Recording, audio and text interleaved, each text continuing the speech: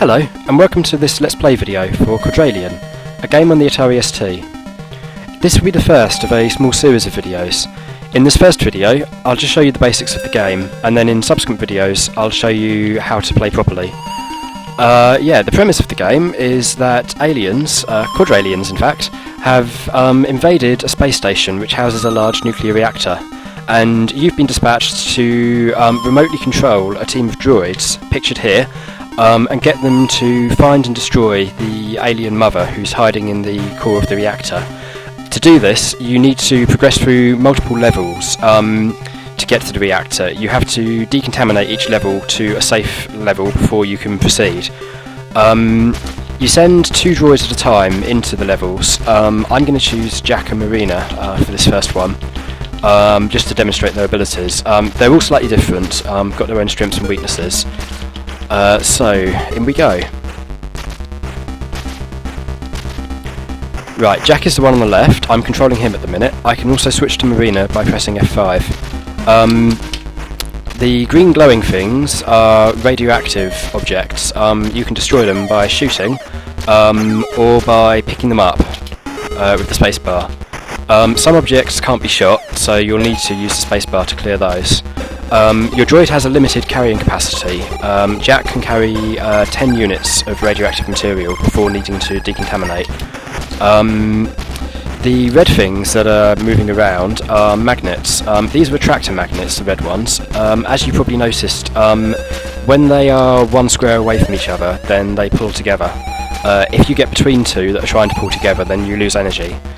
And over here are some blue magnets. These are repellers, and as you've probably just seen, they push each other away, and again, if you try and stop them, you lose energy. You can see Jack's energy is going down there, that number on the right side of the screen. The other number is Marina's energy.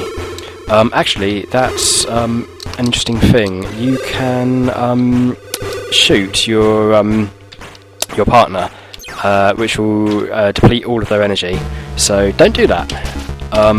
I'll now have to recharge Marina, so I open this information console that she was next to, press recharge. I'm sorry, by the way, about the slow mouse movement. That's not a problem with the game, it's a problem with my system, so just bear with me on that. Basically, I'm using a graphics tablet and the emulator really doesn't like that, so I'm having to use the ST's keyboard emulation instead. This is Marina. She is a bit different from Jack. Unlike Jack, she is also magnetically charged, and therefore is affected by the space station's magnets. She also affects them. These repeller magnets push her away, and she pushes them away. This means she is basically useless, to be honest, as a working droid.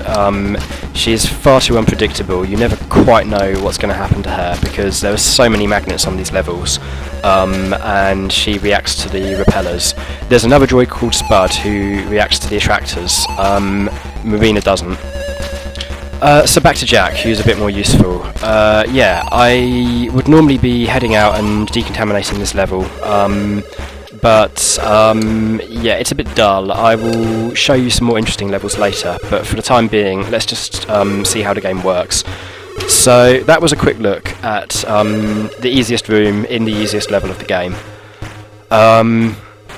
There are 6 rooms even, in each level. That was first of 6 for level 1. I'll now show you a more interesting room. Here we go, this is the emergency escape supplies, and I'll show you some new droids as well. Rambot, I think, will be useful here, and I may as well show you Spud as well, the other magnetic droid. There we go. So, here we go, into the emergency escape supplies room.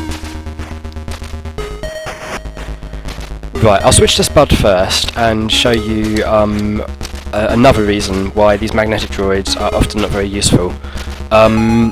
You can see that those blue repeller magnets are spinning round on a magnetic track. I'm just going to get them out of the way because they're annoying. They're making too many things move around and it's hard to concentrate. Now I'd like to send Spud into the level, but Spud is also affected by the magnetic track and I can no longer control him. He can still shoot, which is nice, but not that helpful. He's basically stuck. So I can get Rambot to come and help him. There we go, Rambot pushes him to safety, and now Spud can continue. But yeah, that's not going to be the only time this happens to Spud. There we go, he's just cornered himself a bit.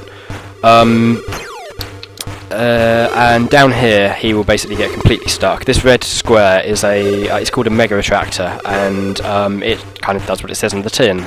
It exerts a very strong attractive force, making it difficult for Spud to get away. So yeah, this is basically how not to play, you know. I would never do this for real, but it's just good to show you how the various droids work. Rambot is a lot more competent and capable. He has excellent laser performance.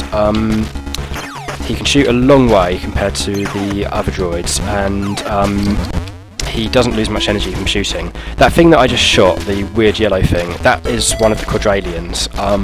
They are very dangerous.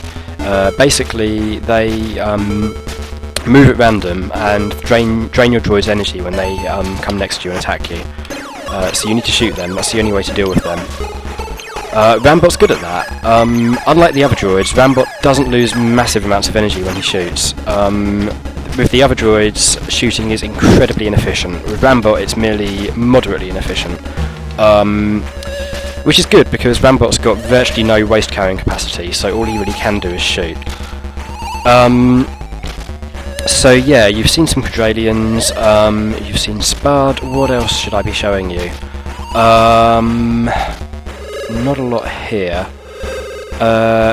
Oh, there's a mega repeller in action. It just pushed that mini repeller down, and then that led to like a chain reaction of the other repellers.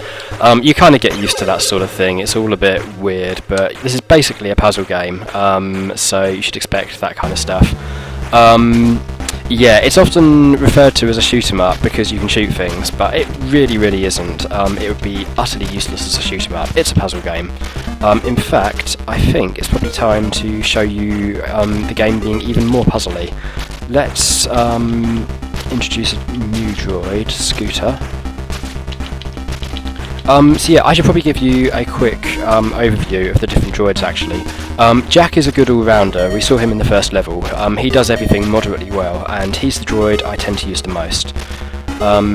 Scooter is excellent at moving very efficiently for long distances. She's got massive energy capacity, and her movement is really efficient. Her lasers are awful though.